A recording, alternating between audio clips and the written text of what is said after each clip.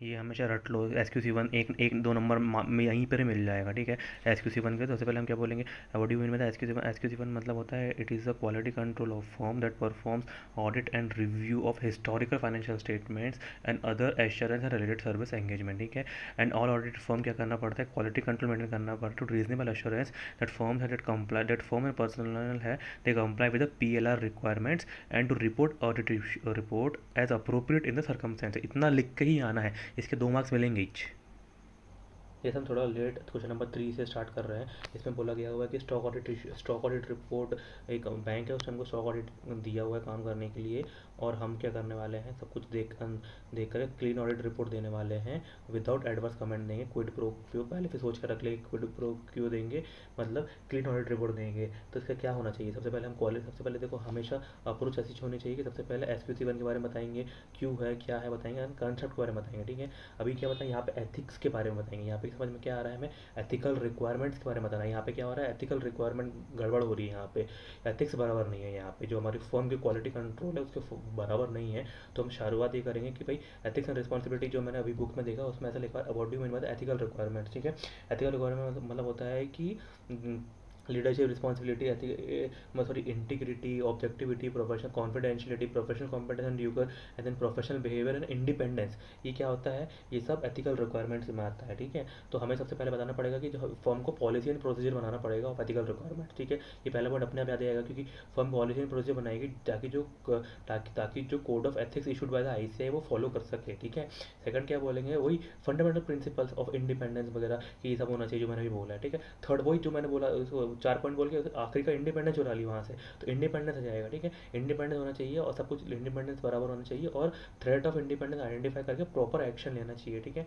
अगला क्या बोलता है, उसी से वही यहीं पर निकल independence, threat of independence identify देगा। थ्रेट ऑफ इंडिपेंडेंस आइडेंटिफाई करने से क्या होना चाहिए, मैनेजमेंट के पास इंफॉर्मेशन शेयरिंग होना चाहिए कि भाई जो हमारा जो मैनेजमेंट है वो बराबर है या नहीं है, जो एंगेजमेंट है वो बराबर है कि नहीं है। और एनुअल कंफर्मेशन भी देंगे हम कि the firm should obtain annual confirmation comply with independent policy should, और इसको समझो क्या बोलेगा, देखो एनुअल कंफर्मेशन का मतलब ये होता है कि जो हमारी फर्म है ना, जैसे मेरी CA फर्म है, तो मैं हर साल में एनुअल में रिटर्न कंफर्मेशन लूंगा कि फर्म है इंडिपेंडेंट पॉलिसी की चीज़ के हिसाब से बराबर कर रही है या नहीं कर रही है, ठीक है। तो आखिरी में लिख देंगे कि फर्म बराबर नहीं कर रही है। इसमें ये बोला गया हुआ है कि एक फर्म है वो क्या कर रही है, एक कंपनी है, वो हमारे दोस्त की कंपनी है, उसका कोई ऑडिटर था वो छोड़ के चले गया है। वो हमारे पास आए हैं और वो हमें बोल रहे हैं कि हाँ आपको 25% ज़्यादा फीस देंगे, आप हमारी कंपनी का ऑडिट कर लो, क्योंकि हमें हमारी कंपनी का ऑडिट भग गया है, ठीक है। तो हमें बताना है कि हम करें या ना करें, और हमें देखना पड़ेगा सबसे पहले। और हमें बताना पड़ेगा फंक्शनिंग और टॉप टोन, फंक्शनिंग और tone at the top of the firm ABC limited, मतलब लीडर ABC लिमिटेड यानी CA फर्म, उसका लीडर के बारे में बताना पड़ेगा। तो लीडरशिप रिस्पॉन्सिबिलिटी के बारे में बताना पड़ेगा। तो लीडरशिप रिस्पॉन्सिबिलिटी के बारे में पता है क्या बोलता है, लीडरशिप रिस्पॉन्सिबिलिटी क्या बोलता है कि integrity of the ownership, capability, competence, ethical requirement, significant matter that has been arranged during the previous audit engagement, ठीक है। ये तो 4 पॉइंट हमें पता है, ठीक है। शुरुआत कैसे करनी है, SQC1 से करेंगे। कंटेंट बताएंगे, लीडरशिप रिस्पॉन्सिबिलिटी है, इसमें हमें क्या इशू आ रहा है, 2 चीज़ इशू आ रही है। तो हमें इंटीग्रिटी की खुशबू आ रही है, गड़बड़ आ रही है, और हमें क्या क्या गड़बड़ लग रहा है, इंडिपेंडेंस भी गड़बड़ लग रहा है कि भाई इंडिपेंडेंस हमारा गड़बड़ हो सकता है क्योंकि हमारा वो दोस्त है हमारा, ठीक है।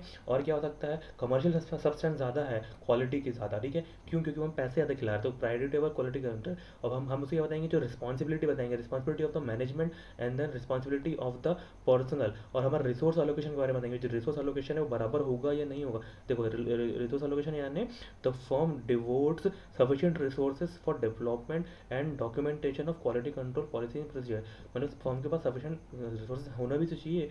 एंड देन फर्म एक्सेप्ट करने के पहले वाइटल इन्फॉर्मेशन क्लाइंट की पूरी पूरी लेगी, इंटीग्रिटी, ये वो, कैपेबिलिटी, कॉम्पिटेंस, सब कुछ लेगी, ठीक है। तो यहाँ से हमको ऐसे स्टार्ट करना, ऐसे लिखना पूरा, ठीक है। क्वेश्चन नंबर 1 में बताया हुआ है कि प्रिपरेशन ऑफ फाइनेंशियल स्टेटमेंट बताया है कि कंपाइलेशन रिपोर्ट है, कंपाइलेशन रिपोर्ट हमारी जिम्मेदारी है कि नहीं है। तो कंपाइलेशन रिपोर्ट हमारी जो रिलेटेड सर्विस रहती है ना उसमें इंक्लूड रहती है, तो उसको वो हमारे क्वालिटी कंट्रोल में आता है, तो हमें बनाना ही पड़ता है। तो इसलिए ये तो बनाना पड़ेगा, ये तो आंसर होगा डायरेक्ट, लेकिन इसको लिखना कैसे है। सबसे पहले हम बताएंगे SQC1 के बारे में बताएंगे, ऐसे 200 ऐसे SQC1 ओवरऑल क्वालिटी के बारे में ध्यान देता है, या फिर 220 इंडिविजुअल स्टेटमेंट्स है जैसे यहाँ लिखा हुआ है कि ऐसी इंडिविजुअल ऑडिट एंगेजमेंट उसकी क्वालिटी के बारे में बताता है। और हमें क्या लगेगा, जो भी हमें एडिशनल डॉक्यूमेंट लग रहा है जैसे कि standard auditing, code of ethics issued by the ICI, ये सबको हम फॉलो कर चलेंगे, ठीक है। एंड देन रिलेवेंट मैकेनिज्म जैसे कि peer review board, quality review board, NFRA, ये सबको देख करके हम हमारी क्वालिटी को भयंकर इंक्रीज करेंगे, ठीक है। तो और कंप्लाइंस इसके बारे में बताएंगे, कंप्लाइंस रिपोर्टिंग जिसका वो था ना, जो डेफिनेशन है वो डाल लेंगे। ऐसे यहाँ से स्टार्टिंग करना है, एंडिंग वहाँ से करना है। देखो इसमें पहले क्वेश्चन में बोला गया हुआ है कि एक लिस्टेड कंपनी है, उसमें जो EQCR है कंसल्ट, तो हमारा कुछ रिलेटेड पार्टी ट्रांजेक्शन में गड़बड़ आई है, तो हम कंसल्ट करना चाहते हैं EQCR से, तो हम कंसल्ट कर सकते हैं। तो आंसर इज यस, ठीक है। तो अब इसका आंसर कैसे लिखना है, देखो सबसे पहले बताना है रेफरेंस और SQC1 200 ये यहाँ से शुरुआत करेंगे, ठीक है। Who can become a reviewer, सबसे पहले बताएंगे who can become a reviewer. Chart accountant बन सकता है, पार्टनर बन सकता है, एम्प्लॉय बन सकता है, विद इन और आउटसाइड, ठीक है। हैविंग स्पेसिफाइड नॉलेज होना चाहिए लेकिन, ठीक है। इन्वॉल्वमेंट बताएंगे कि भाई involvement is not a team member नहीं होना चाहिए, पार्टिसिपेशन नहीं होना चाहिए। कंसल्टेशन जो हम करते हैं ना, कि कंसल्टेशन बताएंगे कि कंसल्टेशन तो हम कर सकते हैं मगर उसकी इंटीग्रिटी है, मगर उसकी जो ऑब्जेक्टिविटी है वो कॉम्प्रोमाइज़ नहीं होनी चाहिए। और अगर कॉम्प्रोमाइज़ होती है तो हम क्या करेंगे, सब्सिट्यूट ऑप्शन होना चाहिए कि अगर रिव्यूअर उसको कंसल्टेंट को हम पे कर दे, सब्सिट्यूट कर दे, ठीक है। केस को डिस्कस करना है और बताना है कि एलिजिबल हम कर सकते हैं, बशर्ते उसकी जो ऑब्जेक्टिविटी कॉम्प्रोमाइज़ नहीं होनी चाहिए, ठीक है। देखो ये वाला क्वेश्चन है, इसमें बताया गया हुआ है कि हम गए एक पार्टी में हमें क्लाइंट मिला, क्लाइंट ने बोला अब मिलते हैं चलो कुछ काम है। मिला तो उसने बताया कि ED की रेड पड़ी हुई है, उसने सारे जब्त कर लिया, बोगस बिल, कैपिटल गेन्स है, मनी लॉन्ड्रिंग वगैरह किया हुआ है। तो अभी हम क्या, और बहुत अच्छी फीस देने वाला हूँ मैं। तो what are the factors to be evaluated, तो हमें यहाँ पे क्या क्लिक होना चाहिए कि हमें मैनेजमेंट की इंटीग्रिटी में शक हो रहा है, इंडिपेंडेंस पे तो हो ही रहा है, तो एक्सेप्ट हम देखेंगे भाई एक्सेप्ट करना चाहिए कि नहीं करना चाहिए। तो पहला पॉइंट आ जाएगा acceptance and continuance of client relationship, ठीक है। और डॉक्यूमेंट्स कौन से इशू करना चाहिए वो देखेंगे। और उसके बाद क्या देखेंगे कि उसके बाद ये देखेंगे कि भाई हम इवेल्यूएटिंग द इंटीग्रिटी कैसे इवेल्यूएट करें। तो इवेल्यूएट हमारे पास फॉर्मूला है, कैसे करेंगे, रेपुटेड राहुल प्रपोज्ड अंजलि, अंजलि उसका नेचर देखेगी, उसका एटीट्यूड देखेगी, एग्रेसिव है या उसके बाद नेचर देखिए, एटीट्यूड देखेगी कि वो मनी लॉन्ड्रिंग करता है, और मनी लॉन्ड्रिंग करता है तो वो बरोबर नहीं है, इनअप्रोप्रिएट है। तो रेपुटेशन मतलब क्या आएगा, reputation of the management to TPW and other personality है। प्रपोज्ड यानी कि reason for proposed appointment and non repayment previous from nature of the business operation. Attitude मतलब क्या होता है, attitude of the client ownership towards matter और interpretation of accounting standard, internal control environment. Aggressive, how aggressively they are fee as low as possible. Money laundering मतलब money laundering involvement in money laundering activities. Inappropriate मतलब inappropriate limitation scope लगा तो नहीं रहे हैं लोग। ये वाले क्वेश्चन में बोला गया हुआ है कि HN कंपनी है, उसमें 2 पार्टनर HN के समझो, ठीक है। वो 8 साल से कंपनी को ऑडिट कर रहा है। उसमें जो एच है एक लेडी है, वो क्या कर रही है, वो ऑडिट हैंडल कर रही है, 8 साल हैंडल कर रही है, ठीक है। तो पहला दिमाग में आना चाहिए कि 8 साल से ज़्यादा, 7 साल से ज़्यादा कोई इंसान कर ही नहीं सकता है, ठीक है। उसमें क्या आ जाता है, इंडिपेंडेंट क्या बोलते हैं, ये थ्रेट आ जाता है, फैमिलियरिटी थ्रेट आ जाता है, ठीक है। तो ये एक यहाँ ये हमको बताना है, 1 पॉइंट मिल जाएगा यहाँ पर, ठीक है। और उसके बाद क्या कहना है, रिव्यू बाय सीनियर पार्टनर करता है, मगर वो पार्टनर बाहर गया हुआ है, तो जो एक नया जी है जो रिव्यूअर है वो क्या क्या चीज़ चेक करेगा, ठीक है। तो हम बताएंगे कि जिसका हमें पूरा, तो हम बताएंगे कि एंगेजमेंट परफॉर्मेंस रिव्यू के लिए क्या चीज़ चेक करना पड़ता है। हमें पता है क्या करना पड़ता है, सबसे पहले क्या देंगे, the form as establish by PL requirement से फर्क परफॉर्म हो रहा है कि नहीं हो रहा है। अब देखेंगे सॉफ्टवेयर ग्लिच तो क्या आ जाएगा, वजह सिग्निफिकेंट मैटर, कुछ सिग्निफिकेंट मैटर जो है वो अराइज हुए थे, वो कौन से मैटर्स थे, उसका मैटर आ रहा है। तो तुम्हें कंसल्टेशन, तो सर्विस ना होगा, कंसल्टेशन को बुलाया होगा, तो कंसल्टेशन को जो बुलाया होगा उसने जो कंक्लूजन निकाला होगा वो अप्रोप्रिएट डॉक्यूमेंट में इंप्लीमेंट है कि नहीं है, उसको देखेंगे। जैसे कि हमारे पास एग्जांपल है जियो सिनेमा था, और जियो सिनेमा था, अलग अलग थे, तो हम क्या बोलेंगे, जियो सिनेमा क्लाउड रिवॉर्ड बहुत सारे हमारे पास है, तो कोई नीचे टाइम में एक्शन चेंज करने की ज़रूरत नहीं है। वो बोलेगा नहीं सर बराबर चल रहा है, तो बोलेंगे जो वर्क परफॉर्म जो तुमने किया है वो डॉक्यूमेंट किया है ना, वो बोलेगा हाँ सर किया है। उससे बोलेंगे जो डॉक्यूमेंट किया है उसके लिए जो एविडेंस आए थे अपने पास वो सफिशिएंट अप्रोप्रिएट ऑडिट एविडेंस है कि नहीं है, तो बोलेगा है। उसके बाद आखिर में भाई ये सब जो हम मगजमारी कर रहे हैं उसके लिए हमारा ऑब्जेक्टिव अचीव हो रहा है कि नहीं हो रहा है, वो बोलेगा हाँ सर हो रहा है, ठीक है। तो यहाँ पर ये सब आ जाएगा, और आखिरी में आ जाएगा कि भाई फर्म को इंडिपेंडेंट फैमिलियरिटी थ्रेट के बारे में हमें बताना है कि रोटेशन ऑफ द ऑडिटर बराबर होना चाहिए, ये होना चाहिए। और आखिरी में बता देंगे फर्म बराबर नहीं कर रही क्योंकि कंटिन्यू वो 7 साल से ज़्यादा कर रही है। यहाँ पर ये बोला गया हुआ है कि A, B और PQR एक फर्म है, उसमें P है वो क्या एंगेजमेंट पार्टनर है, ठीक है। अब इसमें ये बोला गया हुआ है कि जो P है वो क्या कर रहा है, R को बोल रहा है कि तू EQCR है तो एंगेजमेंट क्वालिटी EQCR परफॉर्म कर ले, और उसके साथ साथ में मेरी रिस्पॉन्सिबिलिटी कम हो जाएगी। तो EQCR परफॉर्म जो सबसे पहले तो इसने बोल दिया है कि मेरी रिस्पॉन्सिबिलिटी कम हो जाएगी, तो ये तो पहले गलत हो गया। और दूसरा बोला कि आर की क्या रिस्पॉन्सिबिलिटी बनती है, तो आर की रिस्पॉन्सिबिलिटी मैं बताता हूँ। तो ये बहुत सिंपल है, जो हम करते थे क्या बोलते हैं EQCR की रिस्पॉन्सिबिलिटी क्या होती है।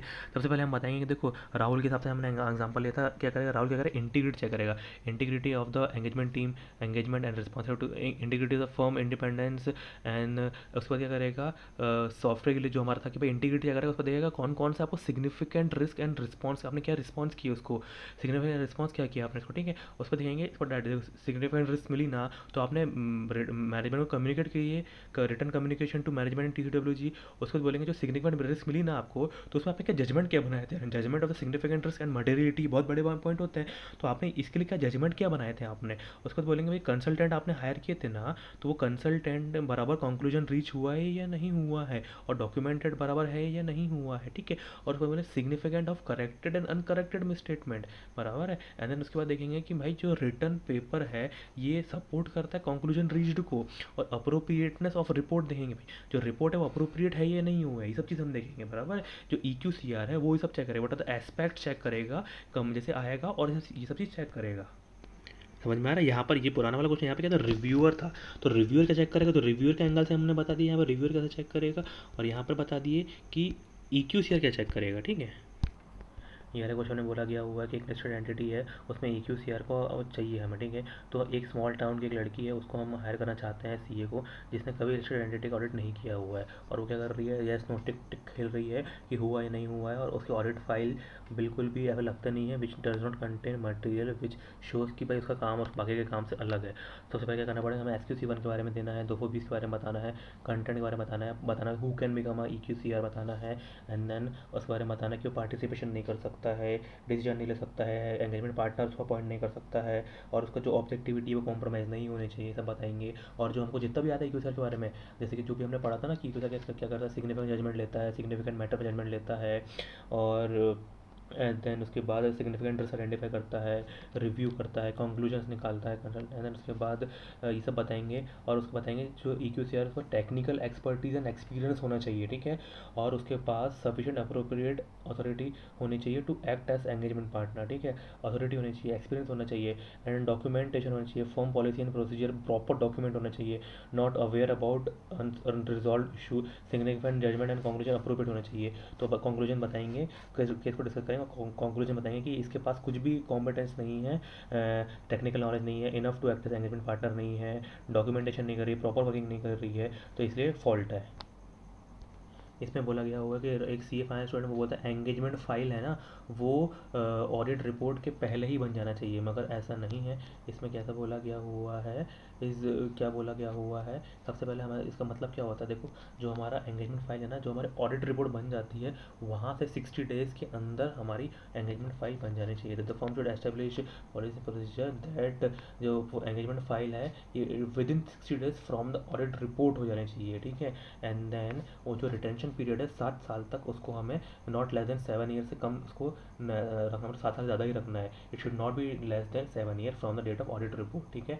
एंड देन उसके बाद बताएंगे कि सिक्योरिटी होना चाहिए बराबर, सेफ गार्ड होना चाहिए, कॉन्फिडेंशियलिटी होनी चाहिए, इंटीग्रिटी होनी चाहिए, एक्सेसिबिलिटी होनी चाहिए, रिट्रायल मतलब हमको निकाल भी सकते हैं, सब होना चाहिए, डॉक्यूमेंटेशन रिटेंशन बराबर होना चाहिए, 7 साल का होना चाहिए, इसलिए इनकरेक्ट है उसका इंटेंशन, जो भी बोल रहा है वो 60 दिन post date of audit report होना चाहिए। इसमें ये बोला गया हुआ है कि एक हमारा हम ऑडिट कर रहे हैं और हमें रेवेन्यू रिकग्निशन में कुछ हमें खामी मिली है, और हमने EQCR जो हमारा होता है उसको पूछा है, मगर उससे हम सहमत नहीं हैं और हम उसे एक्सेप्ट नहीं करना चाहते रिकमेंडेशन और ये तो हमें बताना पड़ेगा। तो हम हमें ज्ञान देंगे कि भाई SQC1 और बताएंगे कैसे क्या क्या होता है, ठीक है। और EQCR की हम बताएंगे, अब हम क्या बताएंगे इसमें बताएंगे, तो हमारे डिफरेंस ऑफ ओपिनियन हो सकता है दोनों के बीच में, EQCR और उन दोनों के बीच में, और इसके अगर EQCR होता है तो हम क्या करेंगे, अप्रोप्रिएट कंसल्टेशन लेंगे हम, ठीक है। अप्रोप्रिएट कंसल्टेशन लेंगे, और report should not be issued until such resolve, जब तक नहीं हो जाता तब तक हम नहीं करेंगे, ठीक है। और it is very important the matter should be addressed following the firm establish quality control. जो मैटर है हमारी फर्म की क्वालिटी कंट्रोल के हिसाब से होना चाहिए, appropriate consultation with other firm होना चाहिए, प्रोफेशनल लीगल रेगुलेटरी बॉडी के हिसाब से बराबर होना चाहिए, ठीक है। क्वालिटी एश्योरेंस करना चाहिए कि हाई जो हमारी फर्म है वो हाईएस्ट क्वालिटी स्टैंडर्ड फॉलो करती है, और एक्यूरेसी बराबर होना चाहिए, और सब कुछ होना चाहिए। और आखिर में बोल देंगे कि जब तक हमारा रिजॉल्व नहीं हो जाता तब तक हम ऑडिट रिपोर्ट इशू नहीं करेंगे, ठीक है। इस क्वेश्चन में बताया गया है कि 19-20 में हम ऑडिट कर रहे हैं, लेकिन 18-19 में जो ओपनिंग 18-19 में जो ऑडिट जिसने किया था और जो इस साल का जो ओपनिंग बैलेंस है वो बराबर नहीं हुआ है। तो जो हमारी फर्म है ये इसने बराबर ऑडिट प्रोसीजर नहीं अप्लाई किया हुआ है, जिसकी कंप्लेंट की गई है बाय अगेंस्ट एनकेएन कंपनी, हमारी कंपनी के ऊपर किसी ने कंप्लेंट की है। तो हमें बताना पड़ेगा कि what are the policy procedure, क्या होता है, कम सच कंप्लेंट अगर आती है तो क्या हमारा पॉलिसी प्रोसीजर क्या होना चाहिए, ठीक है। तो अगर कोई पॉलिसी प्रोसीजर आता है सबसे पहले हमें देखना पड़ेगा जो एलिगेशन कंप्लेंट्स है ये फेल क्या हो रही है to professional standard legal PLR requirement comply नहीं कर पा रहे हैं हम, ठीक है। और क्या हो रहा है जो firm non compliant with firm quality control system को नहीं कंप्लाई कर पा रहे हैं। अब देखेंगे जो हमारी जो कंप्लेंट्स हैं और एलिगेशन है ओरिजिनेट कहाँ से हो रही है, with in the firm outside the firm, ठीक है। और देखो हमारी फर्म से भी हो सकता है, क्लाइंट से भी हो सकता है, थर्ड पार्टी से भी हो सकता है, ठीक है। एंड देन देखेंगे जो एलिगेशन कंप्लेंट्स है वो क्लियरली डिफाइंड चैनल में बताना चाहिए, मतलब जीमेल कहाँ से कोई करेगा, जैसे कि BSR एंड कंपनी एसोसिएट्स बताएगा, ठीक है। अब क्या करेंगे हम इन्वेस्टिगेशन करेंगे, क्या करेंगे इन्वेस्टिगेशन करेंगे allegation complaint by the legal counsel. अब जो छोटी फर्म रहती है उनके पास तो हो नहीं सकता है, तो एक्सटर्नल पर्सन को ले सकता है। उसके बाद भी हमें लगता है कि जो कोई डेफिशिएंसी है इन द सिस्टम है तो हम अप्रोप्रिएट एक्शन लेंगे, ठीक है। ये वाला क्वेश्चन इसमें बोला गया हुआ है कि हमारी कंपनी है लिस्टेड कंपनी का हम ऑडिट कर रहे हैं, हमको कोई दिक्कत आई है तो हमने क्या कर दिया आईसीआई को भेज दिया एक्सपर्ट ओपिनियन के लिए। आईसीआई ने रिप्लाई कर दिया, हमारा काम मस्त चंगा हो गया, हम मज़ा आ गया, अरे वाह आंसर मिल गया। हम सोच रहे कि भाई EQCR की ज़रूरत नहीं है हमें, लेकिन ये लिस्टेड कंपनी में पहला लिस्टेड कंपनी में EQCR कंपलसरी होता है। हम बताएंगे EQCR का रिलेवेंस क्या है, वो क्या करता है, रिलेवेंस सिग्निफिकेंट जजमेंट देता है, to reduce the audit risk to an acceptably low level करता है, डिपेंड करता है कॉम्प्लेक्सिटी एंड रिस्क पर डिपेंड करता है। एप्लीकेबिलिटी बनाएंगे मैनिटरी लिस्टेड कंपनी में, और क्राइटेरिया बताएंगे फॉर्म के ऊपर की जो भी पार्टी है इसको लगता है। रिस्पॉन्सिबिलिटी ऑफ एंगेजमेंट पार्टनर बताएंगे, और बताएंगे कि जो टीम का है वो अप्रोप्रिएट नहीं है। देखो इसमें क्या बोला है, देखो हमने दो चीज़ पढ़ी, एक हमें रिव्यू ऑफ द वर्क पढ़े, एक EQCR रिव्यू क्या करेगा, रिव्यू ऑफ द वर्क पढ़े हमने। तो इसमें क्या बोला है कि एक ऑडिटर है SQ सुरेश चंद्र एसोसिएट्स है, उसका ऐसी रिलेटेड ऑडिट किया हुआ है हमने, ठीक है। उसको क्या हो रहा है कि अगले दिन सुबह सुबह हम क्या करने वाले हैं, जो भी हुआ है उसमें क्या होगा, उसमें होगा कि भाई जो जो मेन जिसका था ऑडिट जिसने किया था वो मर गया, ठीक है। नया ऑडिटर आया चंद्रा ऑडिटर, और उसने क्या सारा ऑडिटर जो ऑडिट उसने बना लिया था उससे क्या कर दिया सबमिट कर दिया, साइन कर दिया। तो उसमें उसकी उसकी गलती हो गई, तो उसे क्या करना चाहिए था, रिव्यू करना चाहिए था। रिव्यू क्या करना चाहिए था, वही करना चाहिए था।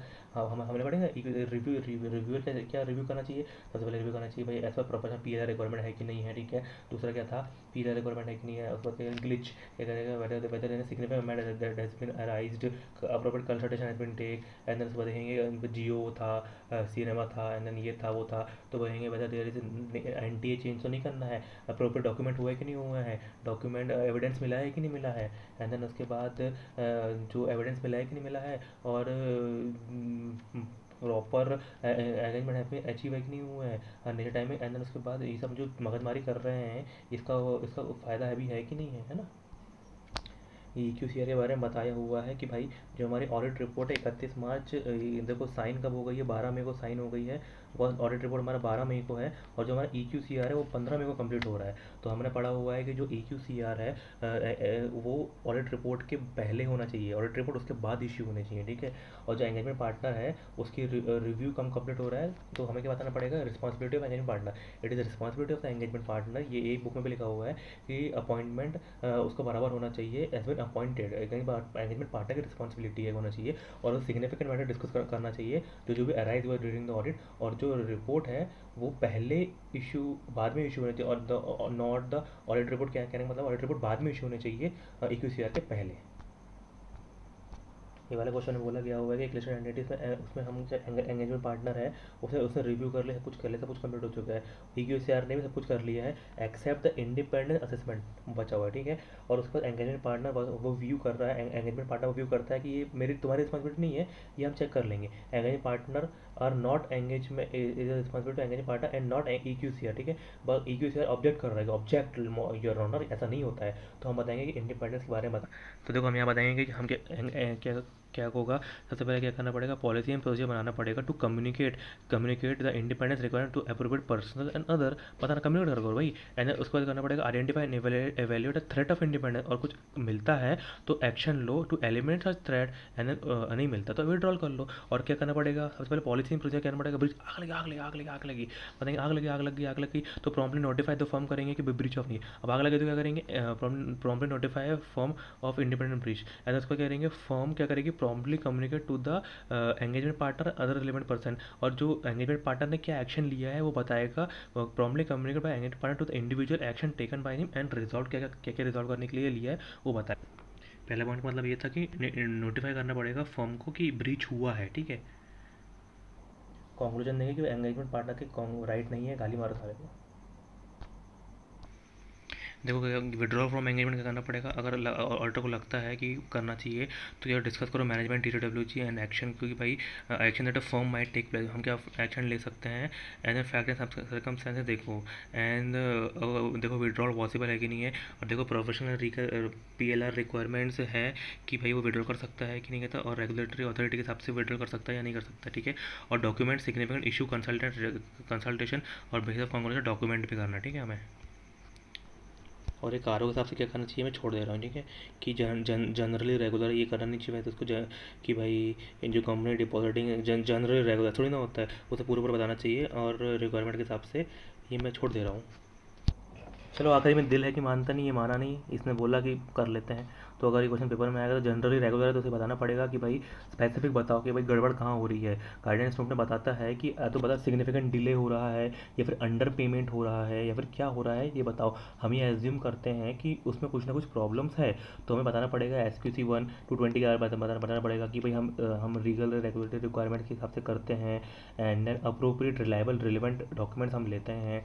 और कंक्लूजन हम केस को डिस्कस करेंगे, हम बताएंगे कि भाई जो कंपनी है वो प्रोफेशनल स्टैंडर्ड लीगल रिक्वायरमेंट के हिसाब से नहीं कर रही है, गाइडेंस नोट ऑन कारों के हिसाब से फॉलो नहीं कर रही है, और रिपोर्ट अप्रोप्रिएट नहीं है, तो मतलब जो ऑब्जेक्टिव है 220 अचीव नहीं हो रहे हैं, जिसकी वजह से हमें वो करना पड़ेगा। तो यहाँ पे भी लिखा हुआ है क्वेश्चन में कि the firm is required to comply with the professional standard legal and PLR requirements and the auditor does not comply with PLR requirement.